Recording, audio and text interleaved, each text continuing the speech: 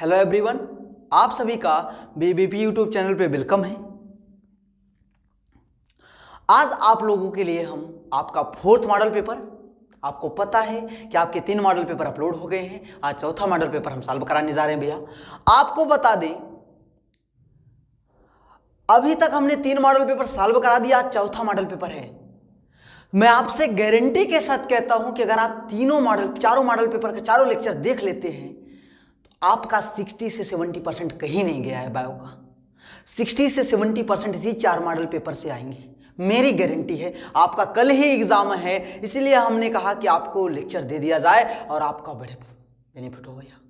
हम चाहते हैं कि आप लोगों का रिजल्ट बहुत बढ़िया है, ठीक है ना। फिलहाल चलिए हम बात बाद में करेंगे, लास्ट में करेंगे। अभी हम क्लास को स्टार्ट करते हैं। आज आपका फोर्थ मॉडल पेपर है। वेलकम है आपके अपने YouTube channel BBP biology by प्रिंसो पे, ठीक है भैया। तो आज आपका लेक्चर नंबर 4 है, जो कि आपके अनसॉल्व पेपर का सेट नंबर 4 हम पूरी तरह से विथ सॉल्यूशन सॉल्व कराएंगे।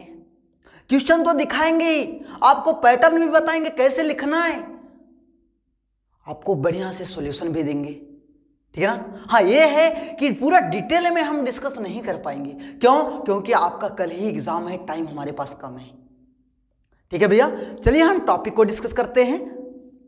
आ जाइए भैया। जैसा कि आपको पता है, आपका पहला क्वेश्चन बहुविकल्पी होता है। सेक्शन ए बहुविकल्पी हमेशा होता है। यहां पे क्वेश्चन में क्या पूछ रहा है कि बैक्टीरिया द्वारा किण्वन फूले आटे का उभरा हुआ रूप कौन सी गैस बनाने के कारण होता है, कौन सी गैस बनने के कारण होता है। तो आपको बता दें, कार्बन डाइऑक्साइड। कौन सा होता है भैया? Carbon dioxide. क्लियर है। नेक्स्ट क्वेश्चन क्या है आपका? नेक्स्ट क्वेश्चन आपका है, किसने पुष्टि की कि डीएनए एक आनुवांशिक पदार्थ है? किसने पुष्टि की कि डीएनए एक आनुवांशिक पदार्थ है? आपको बता दें, अल्फ्रेड हर्शे एवं मार्वे चेसे ने। अल्फ्रेड हर्शे एवं मार्विन चार्से ने किया था, ठीक है भैया। आपको बता दें, पहले क्या था, पहले हम लोग क्या प्रोटीन को आनुवांशिक पदार्थ मानते थे। लेकिन जब अल्फ्रेड हर्शे और चेजे आए, इन्होंने एक्सपेरिमेंट किया और बताया कि हमारा डीएनए आनुवांशिक पदार्थ है, प्रोटीन आनुवांशिक पदार्थ नहीं है। क्लियर है। इन्होंने क्या किया था, हम सेल्स को, यानी कहने का मतलब इन्होंने एक्सपेरिमेंट करके बताया, प्रूव कर दिया कि आपका जो डीएनए है वो आनुवांशिक पदार्थ होता है, ना कि आपका प्रोटीन आनुवांशिक पदार्थ होता है। किसने बताया था? हर्शे और चेजे ने बताया था। आप लोगों को क्लास में पढ़ाया था भैया, एक बार पढ़ के जाइएगा। यहाँ पे नेक्स्ट क्वेश्चन क्या है, घास परिवार में बीजपत्र को क्या कहते हैं? घास परिवार में बीजपत्र को क्या कहते हैं? तो आपको बता दे, प्रसल्क कहते हैं। क्या कहते हैं भैया?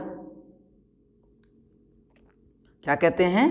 प्रसल्क कहते हैं, ठीक है ना। नेक्स्ट क्वेश्चन क्या है, क्रोमोसोमीय विकर का उदाहरण दीजिए। क्रोमोसोमीय विकर का उदाहरण दीजिए। तो क्रोमोसोमीय विकर आपको पता है कि आपका टर्नर सिंड्रोम है। हमने नेक्स्ट लेक्चर में पढ़ा, टर्नर सिंड्रोम आपका क्रोमोसोमीय विकार है। क्यों भैया? तो आ जाइए, नेक्स्ट हमारा बहुविकल्पी प्रश्न कंप्लीट हुआ। अब हम बात करेंगे निश्चित उत्तरीय प्रश्न पे, ठीक है ना। निश्चित उत्तरीय प्रश्न में क्या कहा गया है कि स्त्री, केसर या जायांग का नामांकित चित्र बनाइए। आ जाइए भैया, आपको बता दें, ये देख लीजिए, आपका पहले क्वेश्चन का आंसर यहाँ पे बढ़िया से देखिए। आपको एग्जाम में कैसे लिखना है पूरा यहाँ पे दिया गया है भैया। नेक्स्ट क्वेश्चन, अल्फ्रेड हर्शे और मार्था चेसे ने थे, ठीक है भैया। नेक्स्ट आपका प्रसल्क है, और नेक्स्ट आपको पता है क्रोमोसोम में विकार क्या है, आपका टर्नर सिंड्रोम। आ जाइए, आपका सेक्शन बी जो है, सेक्शन बी में सबसे पहले बोल दिया है कि स्त्री केसर का नामांकित चित्र बनाइए। आपको हमने बोला है कि बायोलॉजी, अगर आप बायोलॉजी में आपको बढ़िया रिजल्ट लेना है तो आपको स्ट्रक्चर बनाना आना चाहिए। आपको स्ट्रक्चर बनाना आना चाहिए। जिनको स्ट्रक्चर बनाना आता है, आपको मैं बता रहा हूँ गारंटी के साथ, उनका 90 प्लस जाएगा। 90 प्लस उनका 100%, 90% है कि उनका जाएगा ना जाएगा। आपको फिगर बनाना, स्ट्रक्चर बनाना चाहिए, आपकी राइटिंग बढ़िया होनी चाहिए, ठीक है ना। आ जाइए, यहां पे आपका क्या था भैया कि स्त्री केसर जायांग का स्ट्रक्चर बनाइए। तो आप लोग देख लीजिए, ये आपको पता है कि जो स्त्री केसर होते हैं उनके 3 भाग होते हैं, वर्तिका, वर्तिकाग्र और अंडाशय, तो आपको पता है ये क्या है, स्टिग्मा, स्टाइल और ओवरी, ठीक है ना।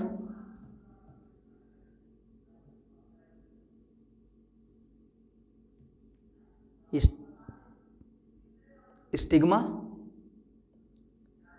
स्टाइल, ओवरी, यहां तक क्लियर हो गया भैया। आ जाइए नेक्स्ट बात करते हैं। नेक्स्ट आपका क्या है, नेक्स्ट आपका है क्वेश्चन क्या है, नेक्स्ट क्वेश्चन आपका है, अगर नेक्स्ट क्वेश्चन की बात करते हैं तो क्या कह रहे हैं, नाइट्रोजन स्थिरीकरण, नाइट्रोजन स्थिरीकरण करने वाले दो सूक्ष्मजीवों के नाम बताइए। तो आपको बता दे नाइट्रिफिकेशन, दो नाइट्रोजन स्थिरीकरण करने वाले दो सूक्ष्मजीवों के नाम बताइए। तो फर्स्ट आपका है राइजोबियम, फर्स्ट आपका क्या है भैया, राइजोबियम है। सेकंड क्या है आपका, अजाटोबैक्टर है, क्या है, अजाटोबैक्टर है। नेक्स्ट आ जाइए, आपका सी जो है क्वेश्चन नंबर सेकंड का सी जो है, यह क्या कह रहा है, यह कह रहा है कि विषम युग्मता क्या होती है। विषम युग्मता की अगर हम बात करते हैं, जब नर व मादा युग्मक असमान होते हैं, जब नर व मादा युग्मक, नर एवं मादा युग्मक असमान होते हैं तो आपके क्या कहलाते हैं भैया, विषम युग्मता कहलाते हैं। क्या कहलाते हैं, विषम युग्मता कहलाते हैं। मानव में नर आपको पता है कि एक्स वाई होता है भैया। नेक्स्ट क्वेश्चन क्या है, सेक्शन यानी बी का डी, क्वेश्चन नंबर 4 जो कि आपका है, क्या कह रहे हैं, जल वैद्युत कण क्या है, इलेक्ट्रोफोरेसिस किसे कहते हैं। यहाँ पे कह रहे हैं कि इलेक्ट्रोफोरेसिस किसे कहते हैं। तो आपको बता दें जो आपका इलेक्ट्रोफोरेसिस है, यह एक प्रकार की विधि है जिसमें उच्च विद्युत धारा के प्रवाह के कारण जल में डीएनए के छोटे छोटे खंडों का अलगाव होता है। छोटे छोटे खंडों का क्या होता है, अलगाव होता है। डीएनए के इन छोटे छोटे में अलग अलग आवेश होता है। इन सभी जितने भी खंड होते हैं सभी में क्या होता है, अलग अलग आवेश होता है। इसी को हम इलेक्ट्रोफोरेसिस कहते हैं। ठीक है भैया, आपको बता दें आपके जो क्वेश्चंस हैं यहाँ दिए गए हैं, आप देख सकते हैं यहाँ पे क्वेश्चन, उसके बाद वहाँ पे आंसर देख सकते हैं भैया। ठीक है ना, हमने क्वेश्चन इसलिए नहीं लिखा वहाँ पे, इसलिए नहीं लिखा क्योंकि हम इसलिए वहाँ पे ऐसा टाइप कराए हैं क्योंकि आपको पता होना चाहिए कि आपको कॉपी कैसे लिखनी है। जैसा हमने टाइप कराया है आपको बता दें, हम खुद बैठ करके टाइप कराए हैं भैया। आपको बता दें ये जो टाइप कराया हमने, ऐसा टाइप कराया है कि जैसे आपको एग्जाम में लिखना है। अगर आप जो टाइपिंग का स्ट्रेटजी है, जो टाइपिंग का प्लान है भैया, अगर आप ऐसा ही लिखेंगे एग्जाम में, मेरी गारंटी है कि आपका जो कुछ नहीं पढ़े हैं उनका तो 60 से 70% बन जाएगा। बायो की बात कर रहे हैं, और जो पढ़ के भैया क्लास भी लिए हैं, कोचिंग गए हैं, आए हैं कोचिंग में, उनका तो मैं गारंटी के साथ कह रहा हूँ 90+ रहेंगे। ठीक है ना, बस ये तरीका आप फॉलो कर लीजिएगा और स्ट्रक्चर तो जरूर आपको आना चाहिए भैया। आ जाइए नेक्स्ट क्वेश्चन आपका क्या कह रहा है, नेक्स्ट क्वेश्चन कह रहा है कि आनुवांशिकता रूपांतरित पौधे का नाम बताइए। तो आ जाइए यहाँ पे देख लीजिए, आनुवांशिकता रूपांतरित पौधे का नाम क्या है, सुनहरा धान। क्या है, सुनहरा धान। सुनहरा धान में आपके क्या होते हैं, विटामिन ए पाया जाता है, विटामिन ए पाया जाता है। आपको पता होगा कि विटामिन ए का साइंटिफिक नेम क्या है, विटामिन ए का साइंटिफिक नाम क्या है, रेटिनॉल है। क्या है भैया, रेटिनॉल है। ठीक है, आ जाइए नेक्स्ट क्या करें, नेक्स्ट क्वेश्चन आपका क्या है, सेक्शन सी आ गए, सेक्शन सी। हाँ ध्यान दीजिए, यहां पे हमने हर जगह सेक्शन लिखा है, देख रहे हैं, ये आपका सेक्शन ए है, आपको भी ऐसे ही सेक्शन डालना है भैया। नेक्स्ट यहां पे सेक्शन बी है। प्लीज रिक्वेस्ट है, क्योंकि अगर आप सेक्शन वाइज नहीं लिखेंगे इससे टीचर कंफ्यूज हो जाएंगे, और अगर टीचर कंफ्यूज हो गए तो आपको कंफ्यूज करने में वो तनिक भी टाइम नहीं लगाएंगे। ठीक है ना, क्यों नहीं लगाएंगे, क्योंकि वो आप उनके कोई सोना बाबू ये वो नहीं हो, कुछ नहीं हो, आप उनके बस, ठीक है ना, आपको नहीं जानते हैं, आप उनके कोई रिलेशन के नहीं हो भैया कि आपको नंबर दे देंगे। ठीक है ना, वहाँ पे बस आप लिखे कैसे हो वैसा ही नंबर मिलेगा। तो सेक्शन जरूर डालिएगा, उसके बाद ही आंसर लिखिए। देखिए यहाँ पे हमने सेक्शन सी में भी ऐसा ही किया है। हम इसलिए टाइप कराए ऐसा क्योंकि आपको तरीका पता होना चाहिए एग्जाम में कैसे लिखना होता है। हमें बहुत सारे हमारे स्टूडेंट्स होते हैं जिनको पता ही नहीं होता है कि एग्जाम में कॉपी कैसे लिखें। ठीक है ना। तो आ जाइए भैया, नेक्स्ट क्वेश्चन आपका क्या है। नेक्स्ट क्वेश्चन है जैव विविधता की क्षति के दो प्रमुख कारण बताइए। जैव क्षति के दो प्रमुख कारण है भैया, विदेशी जातियों का आक्रमण, और नेक्स्ट क्या है, सहवलुप्तता, सहलुप्तता। ठीक है। और नेक्स्ट क्वेश्चन आपका क्या आता है, नेक्स्ट क्वेश्चन आता है आपका पारजीवी जंतुओं पर उदाहरण सहित संक्षिप्त टिप्पणी लिखिए। पारजीवी जंतुओं की बात की गई यहाँ पे। पारजीवी जंतुओं की अगर हम बात करते हैं, वैसे जंतु जिनके डीएनए में एक हस्तोपचार द्वारा बाह्य जीन में प्रवेश कराए गए हों तथा वह अपने लक्षण व्यक्त करता हो, उसे हम पारजीवी जंतु करते हैं। क्या कहते हैं, पारजीवी जंतु कहते हैं। उदाहरण में पारजीवी चूहा, खरगोश, गाय आदि ना। नेक्स्ट आपका क्या है भैया, नेक्स्ट आपका क्वेश्चन क्या है, नेक्स्ट क्वेश्चन आपका है भैया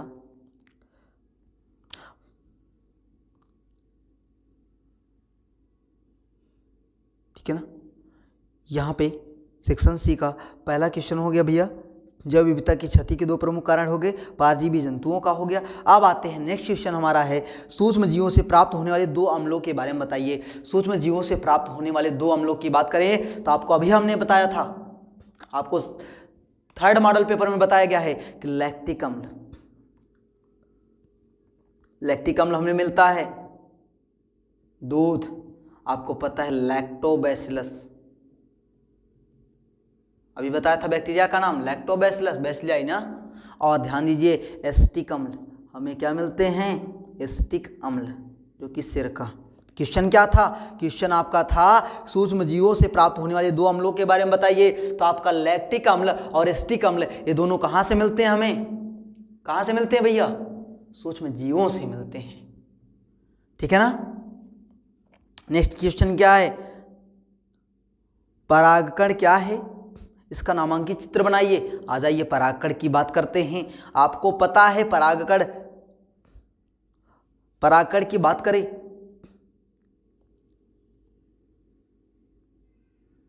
सॉरी भैया यहाँ पे है थोड़ा सा स्ट्रक्चर गलत लग गया है, ठीक है ना। स्ट्रक्चर थोड़ा सा जो प्रिंट किया था उन्होंने गलती से लगा दिया है।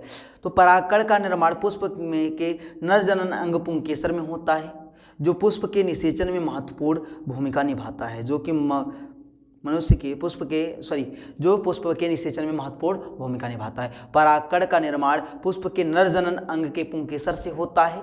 ठीक है ना। आपको बता, अगर हम बना के दिखा दे भैया, यहाँ पे पॉलिनेशन लगा दिए हैं, गलती से हो गया है, तो आपको बता दें, ये देख रहे हैं, ये आपका क्या है भैया, ये आपका एंथर है, ये आपका क्या है, फिलामेंट है। एंथर और फिलामेंट, अगर हम एंथर और फिलामेंट की बात करते हैं, यही है आपके कण के निर्माण में पुष्प के नर जनन अंग पुंकेसर में होता है, जो पुष्प के निषेचन में महत्वपूर्ण भूमिका निभाता है। उन्नायक जिसमें आरएनए पॉलीमरेज बचता है, संरचनात्मक जीन एमआरएनए के लिए कूट लेखन करता है, समापक अनुलेखन की प्रक्रिया को समाप्त करता है। तो ठीक है भैया, यहाँ तक नोट कर लीजिए। नेक्स्ट क्वेश्चन क्या है, आप लोग ध्यान दीजिएगा। आपका यहाँ पे क्वेश्चन क्या था कि परागकण क्या है, इसका नामांकित चित्र बनाइए। तो आप लोग पॉलन ग्रेन का नामांकित चित्र बनाइएगा। ठीक है ना। आप लोग किसका नामांकित चित्र बनाएंगे, पॉलन ग्रेन का बनाएंगे। ये गलती से यहाँ पे इन्होंने परागण का लगा दिया है, तो गलती से इनसे हो गया। ठीक है भैया, तो आप लोग ये ध्यान दीजिएगा, ये आपका गलत है। ठीक है ना।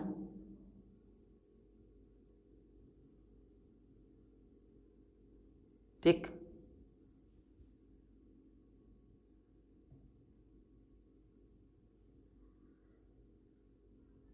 चलिए भैया आ जाइए। नेक्स्ट क्वेश्चन क्या कह रहा है, नेक्स्ट क्वेश्चन आपका कह रहा है,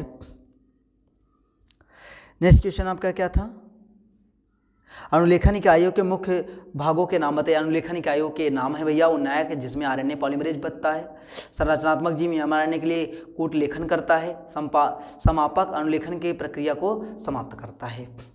आ जाइए सेक्शन डी पे आते हैं भैया। सेक्शन सी कंप्लीट हो गया, अब हम बात करेंगे सेक्शन डी की।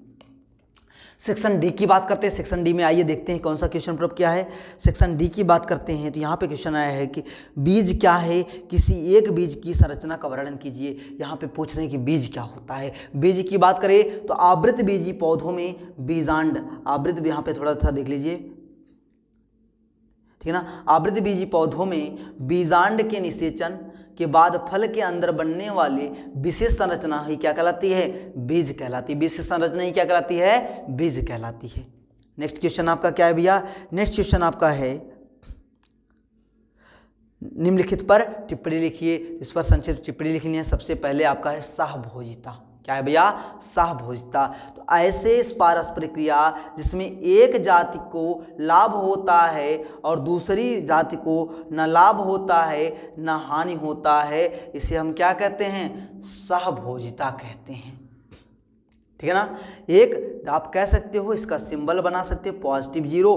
एक को तो फायदा हो रहा है, दूसरे को ना ही फायदा हो रहा है ना ही नुकसान हो रहा है। ऐसा ही पारस्परिक क्रिया जिसमें एक जाति को तो लाभ होता है और दूसरी जाति को न लाभ होता है न हानि होती है, ऐसी क्रिया को हम सहभोजिता कहते हैं। क्लियर हुआ। नेक्स्ट क्वेश्चन है, नेक्स्ट आपका है अंतर जातीय परजीविता। दो अलग अलग जातियों की आबादी के बीच पारस्परिक क्रिया को अंतर जातीय पारस्परिक क्रिया कहा जाता है। ये पॉजिटिव, निगेटिव एवं 0 हो सकते हैं। पॉजिटिव, निगेटिव और 0 हो सकते हैं। क्लियर है भैया?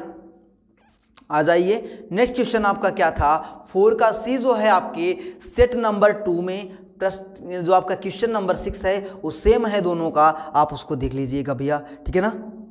जो कि क्या है? मेंडल कौन थे? मेंडल कौन थे? उनके वंशागति के नियमों को नाम लिखिए। अब आप ध्यान दीजिए, यहाँ पे थोड़ा सा हम आपको हम आपको बता देते हैं लिखना क्या है। आपको हम की नोट्स टाइप बना दे रहे हैं। आपको बताना है भैया मेंडल कौन है। मेंडल की बात आती है तो आपको पता होगा कि मेंडल का जो बर्थ हुआ था 22 अप्रैल 1822 को हुआ था। 22 अप्रैल 1822 को हुआ था। ऑस्ट्रिया कंट्री के ब्रून सिटी में हुआ था। कहाँ पे हुआ था? ऑस्ट्रिया कंट्री के ब्रून सिटी में हुआ था। और क्या क्या था? इन्होंने 1865 में एक जर्नल पब्लिश किया था। उस जर्नल का नाम क्या था? नेचुरल हिस्ट्री ऑफ ब्रून। नेचुरल हिस्ट्री ऑफ ब्रून। भैया थोड़ा सा हम इंग्लिश में लिख रहे हैं, आप लोग समझ लीजिए। हम बता दे रहे हैं कि आपके ग्रेगर जोहान मेंडल का जन्म 22 अप्रैल 1822 को हुआ था। ऑस्ट्रिया देश के ब्रून नामक सिटी में हुआ था। आपको ऐसे लिखना है। और हम आपको बता दें ग्रेगर जोहान मेंडल ने 1865 में एक पत्रिका, जर्नल मतलब पत्रिका प्रकाशित की जिसका नाम था नेचुरल हिस्ट्री ऑफ ब्रून। और 1866 में 1866 में मेंडल्स ने क्या दिया था? ला दिया था। मेंडल्स ला। आपको पता है मेंडल ने 3 ला दिए थे। कितने ला दिए थे भैया? 3rd ला। 3 थे ना। आपको बता दें फर्स्ट जो था इनका क्या था? Law of dominance. Law of dominance, प्रभाविता का नियम। दूसरा क्या था? लॉ ऑफ सेग्रीगेशन, पृथक्करण का नियम। लॉ ऑफ सेग्रीगेशन, पृथक्करण का नियम। और लास्ट है भैया लॉ ऑफ इंडिपेंडेंट असॉर्टमेंट।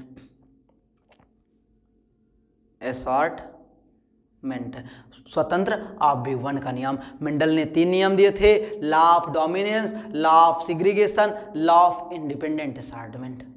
ठीक है भैया, ये आप लोग नोट कर लीजिएगा। इसके बाद आपको बता दें तो मेंडल जी का क्या हुआ था? डेथ हो गया था। कब? 6 जनवरी। कब हुआ था? 6 जनवरी 1884 को। 6 जनवरी 1884 को इनका क्या हो गया? डेथ हो गया था। इतना नोट कर लिए, इतना उम्मीद है कि नोट कर लिया होगा आप लोगों ने। आगे ध्यान दीजिए। इसके बाद आपको बता दें तो इनकी जो लॉ थी इसको रीडिस्कवर किया गया 1900 में। रीडिस्कवर कब किया गया? रीडिस्कवर 1900 में किया गया। दैट मीन्स कह सकते हो कि डेथ के 16 ईयर्स और एक्सपेरिमेंट यानी ला के 30 ईयर्स बाद क्या किया गया?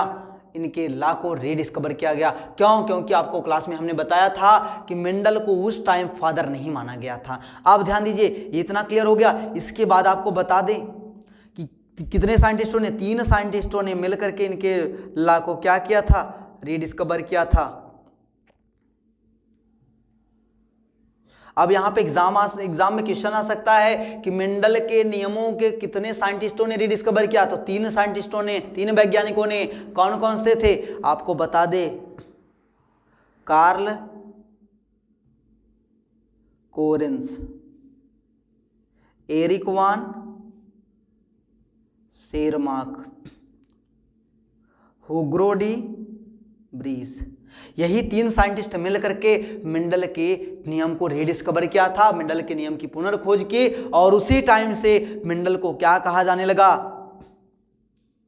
फादर ऑफ जेनेटिक्स, आनुवांशिकता का पिता कहा जाता है। किसको कहा जाता है, ग्रेगर जोहान मेंडल को कहा जाता है। आप इतना लिख देंगे भैया, इतना सफिशियंट है, इतना बहुत है, हमने पूरी मेंडल। और आपको बता दें, आप लोग जाएंगे इसी आपके वीडियो में, हमने एक वीडियो अपलोड किया है जिसमें हमने मेंडल के बारे में शॉर्ट में हमने बताया है, 1-2 मिनट का वीडियो है। अगर आपको यहाँ पे ना आए तो वहाँ पे देख लीजिए, हमने पूरा आपको समझा दिया है बढ़िया से मेंडल के बारे में वहाँ पे, ठीक है ना। चलिए भैया, नेक्स्ट क्वेश्चन आता है हमारा 4 का डी। क्या कह रहा है, 4 का डी हमारा क्या कह रहा है, कह रहा है कि सहज प्रतिरक्षा से आप क्या समझते हैं, सहज प्रतिरक्षा में कितने प्रकार के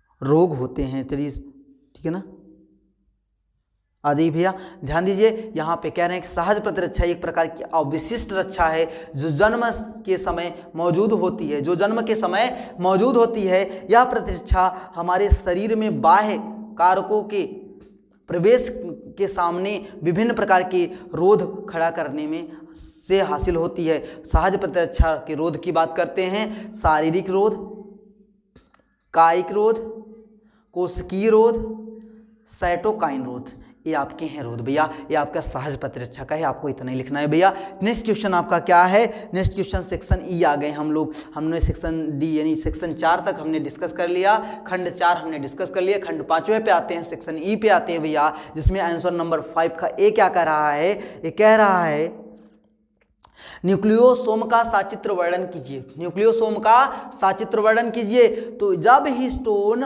ऑक्टोमर जो कि अनावेशित है, जिसके चारों तरफ ऋणावेशित डीएनए घिरा हो, तो संरचना यह संरचना क्या कहलाएगी, न्यूक्लियोसोम कहलाती है। जब हिस्टोन ऑक्टोमर जो कि अनावेशित हो, जिसके चारों तरफ ऋणावेशित डीएनए घिरा हो, तो उसे हम, उस संरचना को हम क्या कहते हैं, न्यूक्लियोसोम कहते हैं।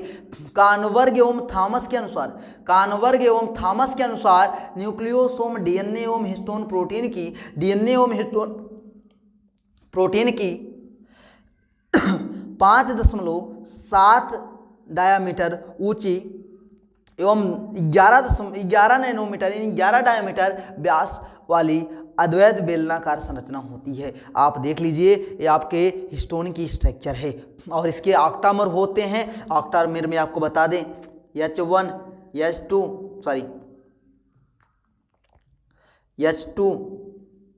ठीक है ना, H2A H2B H3 ठीक है ना, H4। अब ये क्या होते हैं, ऑक्टामर होते हैं, H2B H2A H3 H4 H3 H4 देख रहे हैं, H2B H2, 8 हुए कि नहीं, ऑक्टामर हुए। अब आपको बता दें, जो आपका न्यूक्लियोसोम है, इसको बाइंड करने में लिंकर डीएनए हेल्प करता है। आपके एग्जाम में आ सकता है कि न्यूक्लियोसोम को जोड़ने में कौन सा डीएनए हेल्प करता है, तो लिंकर डीएनए हेल्प करता है, जिसको हम H1 हिस्टोन कहते हैं। क्या कहते हैं भैया, H1 हिस्टोन कहते हैं। क्लियर है, आ जाइए। नेक्स्ट क्वेश्चन क्या कह रहा है, नेक्स्ट क्वेश्चन आपका क्या कह रहा है, फाइलेरियासिस क्या है, इस रोग के कारणों एवं लक्षणों का वर्णन कीजिए। फाइलेरियासिस क्या होता है, अगर आपको बताएं, यह रोग फाइलेरिया कृमि के बाउचेरिया बैनक्राफ्टी के द्वारा उत्पन्न होता है। यह लसिका वाहिकाओं और लसिका वाहिनियों में परजीवी के रूप में रहता है। यह मादा क्यूलिकस मच्छर के काटने से होता है। यह मादा क्यूलिक्स मच्छर, क्यूलेक्स मॉस्किटो के काटने से होता है। आपके एग्जाम में आ सकता है कि फाइलेरियासिस किससे होती है, तो आप बताएंगे क्यूलेक्स मॉस्किटो के काटने से होती है, क्यूलेक्स मच्छर के काटने से होती है भैया, ठीक है ना। इसको आप बढ़िया से हाईलाइट कर लीजिए।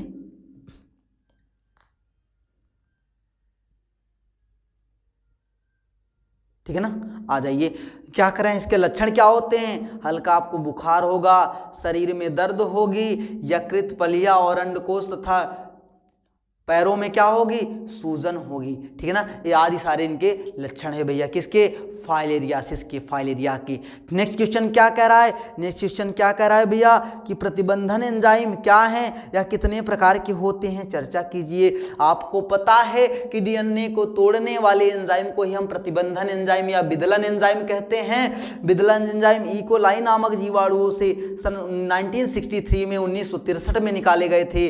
प्रतिबंधन एंजाइम का नाम रिस्ट्रिक्शन एंडोन्यूक्लियेज होता है, रिस्ट्रिक्शन एंजाइम होता है।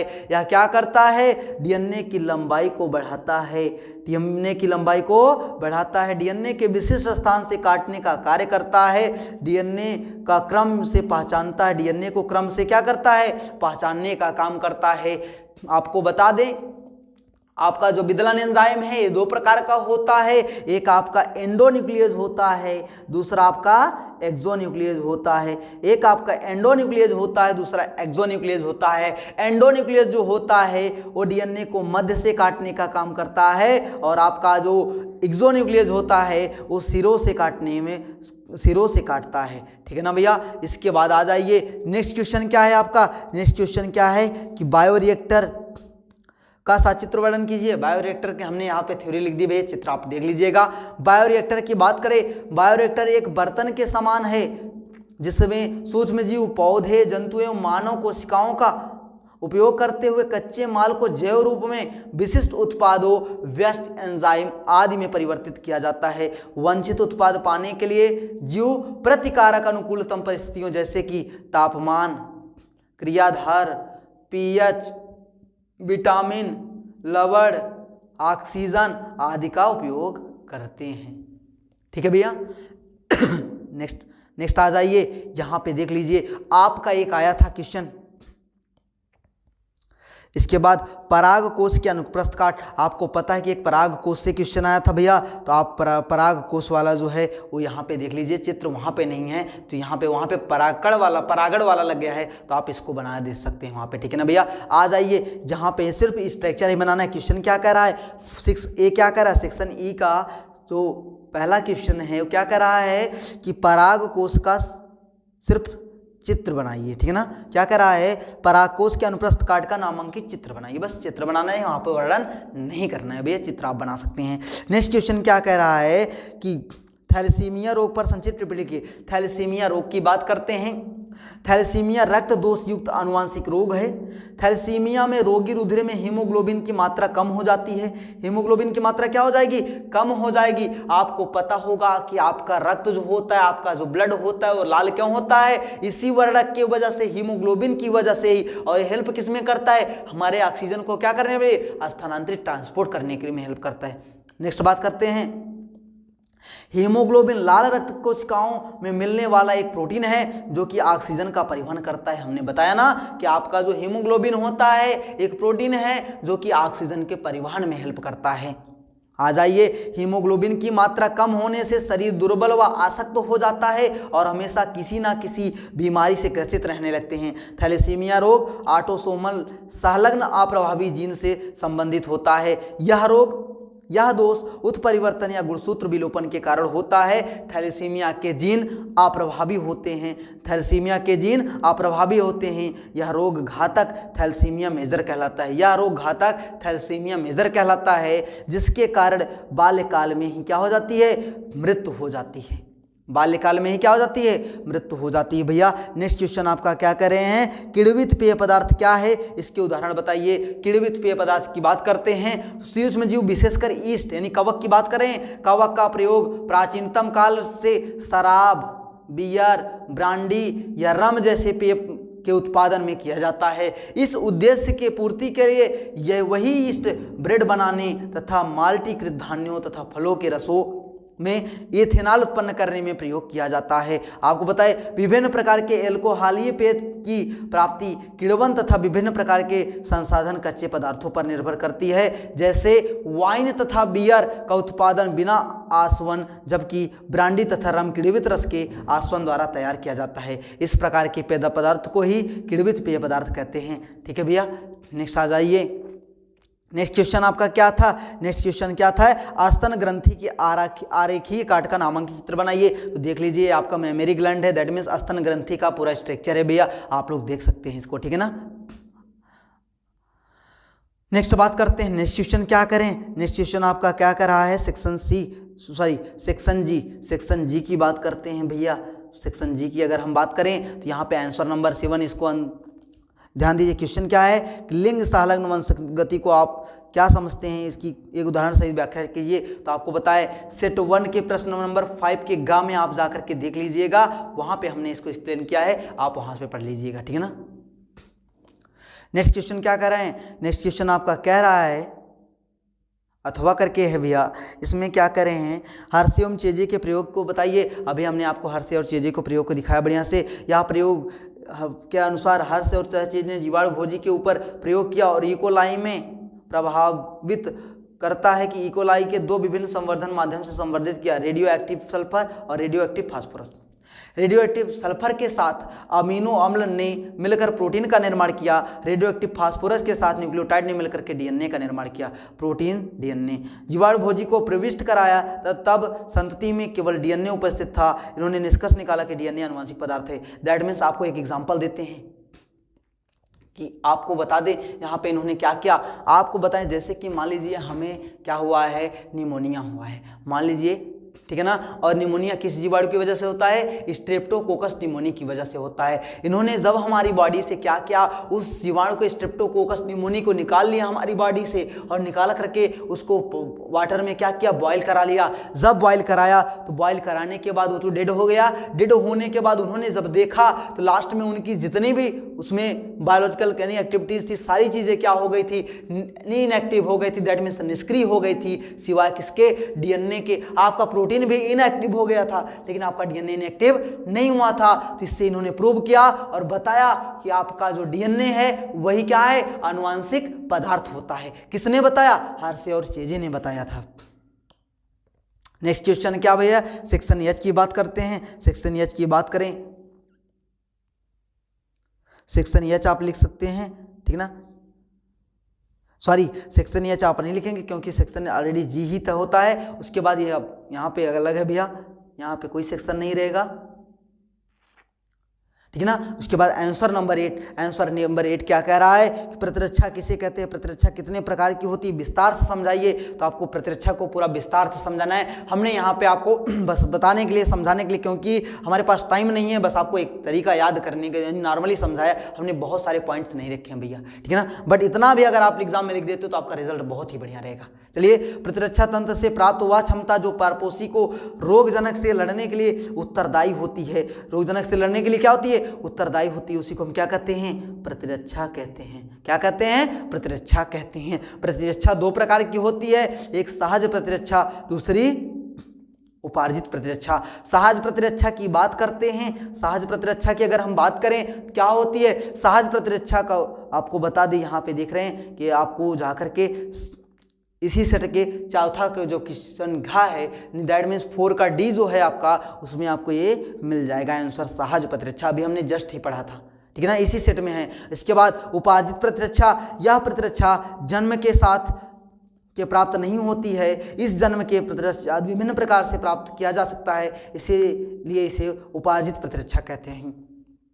यह प्रतिरक्षा रोगजनक विशिष्ट होती है। हमारे शरीर जब पहली बार रोगजनक प्रवेश करते हैं तो निम्न तीव्रता की अनुक्रिया होती है, जिसे प्राथमिक अनुक्रिया कहते हैं। ठीक है ना। इसी प्रकार जब रोगजनक दोबारा शरीर में प्रवेश करता है तो स्मृति कोशिकाएं उसे तुरंत पहचान लेती हैं और उसके प्रति तेजी से प्रतिक्रिया कर उसे नष्ट कर देती हैं, उसे द्वितीयक अनुक्रिया कहते हैं। ठीक है भैया। इसके बाद नेक्स्ट क्वेश्चन आपका है, नेक्स्ट क्वेश्चन आपका क्या है कि मानव कल्याण में सूक्ष्म जीवों की भूमिका पर निबंध लिखिए। तो सेट नंबर 2 पे बढ़िया से निबंध लिखा गया भैया, उस निबंध को जाकर के पढ़ लीजिएगा।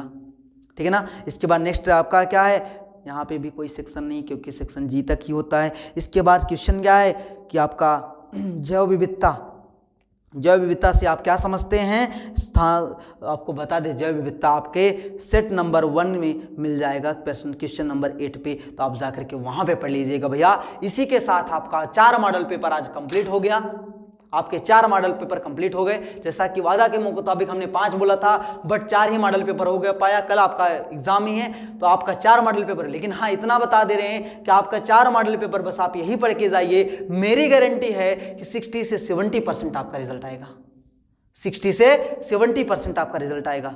और हाँ आपको बता दें कि आप लोगों के लिए हमने स्पेशली ये मेहनत किया और टाइप कराया कि क्यों कराया, क्योंकि आपको पता होना चाहिए जैसा हमने टाइप कराया, देख लीजिए ऐसे ही आपको एग्जाम में लिखने हैं, सारी चीज़ें आपको ऐसे ही लिखनी है, पूरा देख लीजिए आप लोग कहाँ पे क्या है। स्ट्रक्चर तो ज़रूर बनाइएगा, आपको बता दे अगर कोई भी टॉपिक पुटअप किया है, अगर आपको आ रहा है उसका वर्णन करना है तो आप वहाँ पे चित्र स्ट्रक्चर जो है ज़रूर बना दीजिए, फिगर ज़रूर बना दीजिए, इससे आपका क्या होगा कॉपी अलग दिखाई देगा।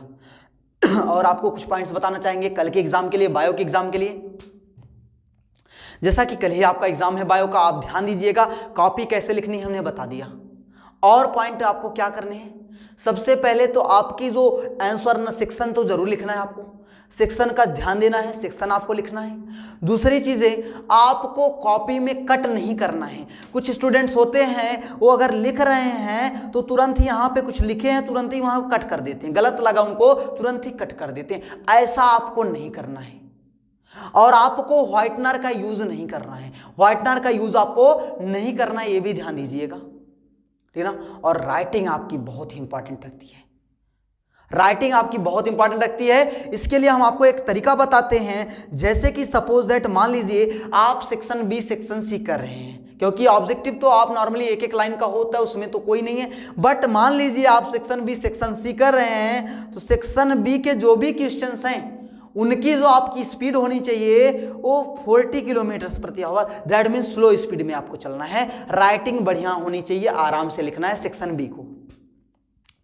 फिर आपको सेक्शन बी को स्लो लिखना है 40 के स्पीड में, और सेक्शन सी को आपको 50 की स्पीड में लिखना है, ठीक है ना। बट अब सेक्शन डी और ई की बात करते हैं। Section D E F 3 section आपको क्या करना है भैया, लगभग 90 की स्पीड में चलना है, ठीक है ना। और लास्ट का जो सेक्शन जी है, अगर आप उसको लास्ट में कर रहे हो तो यहां भी आप अपनी स्पीड कम कर दो, 50 पे ला करके कर दो। अगर आप ऐसा फॉलो करते हो तो आपके क्वेश्चन भी नहीं छूटेंगे, आप बढ़िया से कॉपी भी लिख पाओगे, ये अगर आप तरीका फॉलो करते हो, ठीक है ना। और हाँ ध्यान दीजिएगा, आपको हमने पहले भी बताया है कि आप लोगों का जो कॉपी चेक होता है ओनली 3 मिनट्स में चेक होता है, ठीक है ना। और आप लोग लिखते कितने देर में हो, 3 आवर्स में। तो भैया ध्यान दीजिएगा कि आपको ऐसा लिखना है कि जो आपकी कॉपी अलग दिखाई दे, आपकी हेडिंग हिंदी इंग्लिश में होनी चाहिए। आप जैसे कि कोई साइंटिस्ट का नाम आया, हर से चीजें आए तो हर से चीजें आपका हिंदी इंग्लिश में होना चाहिए। डेट है वो ब्लैक पेन से होना चाहिए, कोई भी किसी का डिस्कवरी आया कुछ भी आया वो आपका ब्लैक पेन से होना चाहिए। कुछ पॉइंट्स हैं जो है कहीं पे डिफिनीशन है, किसी की परिभाषा है तो आप उसको अंडरलाइन कर देंगे। ये चीजें आप ध्यान देंगे बायो के पेपर में, और आपको ऐसे ही कॉपी लिखनी है, ठीक ना। और कल आप लोगों का पेपर है, कल के बेस्ट ऑफ लक, और गॉड से प्रे करेंगे कि आप लोगों का रिजल्ट कल यानी आप लोगों का पेपर बहुत ही बढ़िया जाए, जितने ज़्यादा हो सके गॉड से प्रे करेंगे कि बस आप लोगों का पेपर बहुत बहुत बहुत ही ज़्यादा बढ़िया जाए। बस एक रिक्वेस्ट है आप लोगों से, आप पेपर दे के आइएगा तो एक बार बस यूट्यूब को ओपन करके आप कमेंट में लिख दीजिएगा, सर आपने जो पढ़ाया था इससे इतने क्वेश्चन आए थे।